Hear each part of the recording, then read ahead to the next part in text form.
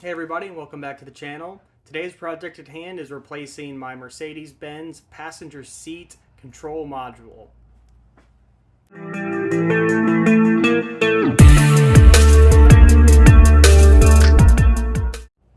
So the reason we're doing this today is because I had a parasitic draw on the battery, which I do have another video about how I tested that and figured out what was happening through the internet and some common Googling. But the issue was the computer for the passenger seat never shut off and was causing the battery to die within 24 hours. So this video is going to be about taking that control module out and putting a new one in. The good news is this module can be bought from eBay or found in a junkyard and does not need any special programming to put it back in for it to work. The main cause of failure, again, like I said, was it wasn't going to sleep. Why, I'm not sure, but it seems the internet has agreed to just remove and replace as the best way to go. So inside the car here, what I've done is slid the seat all the way back to unbolt the seat here. Then on the back, slid the seat all the way forward to unbolt it in two locations as well. The computer that we're after is tucked up right underneath here, and this is it. So the tricky part now is getting things unplugged and working in these tight quarters.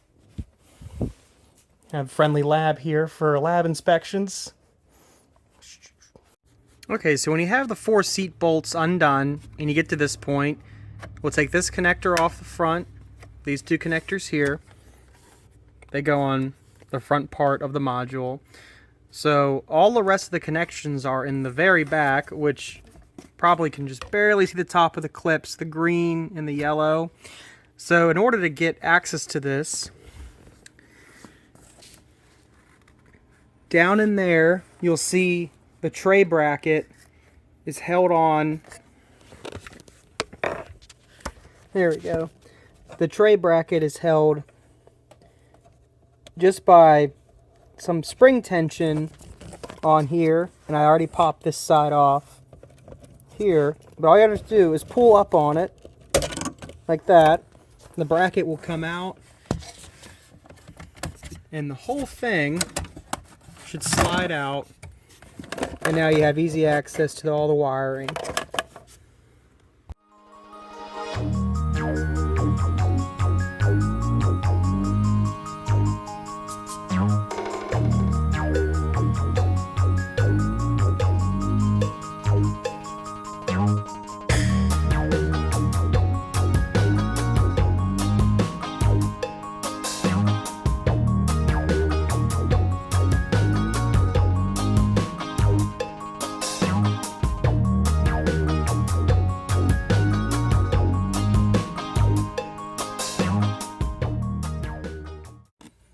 Somewhere, a Mercedes guy is pissed that I didn't use the right tools to undo those clips.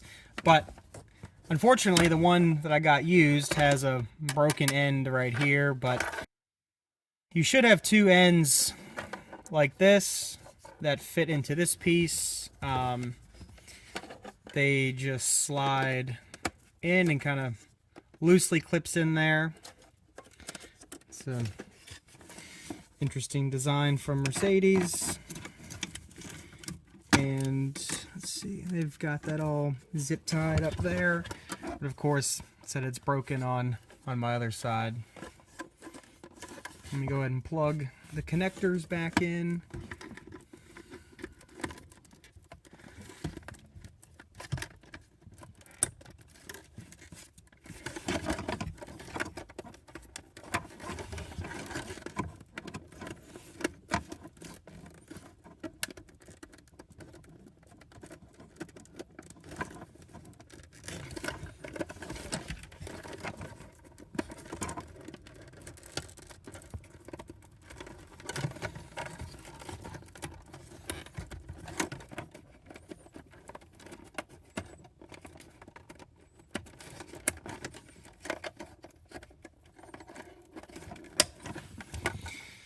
There must be a lot more features than my car has, because there are a lot more plugs on this computer.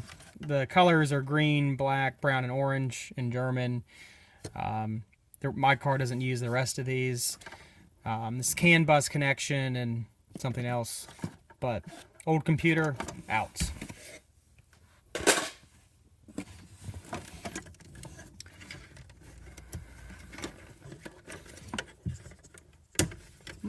Actually, you gotta snap those in last. So this will go back in the hole up here. Of course, unfortunately, I said the ring was broken on the junkyard one, so we'll just put it back best I can. Well, it might not really do anything here. Let me at least put it in the hole. Clip it back down to the seat. Same with this guy. Pop that down. So it's in place. It's not going to go anywhere. Connect that back together. Pop this guy in. All right, so I'll give the computer a second to boot up, and we'll see if the seat moves. All right, that's a good sign.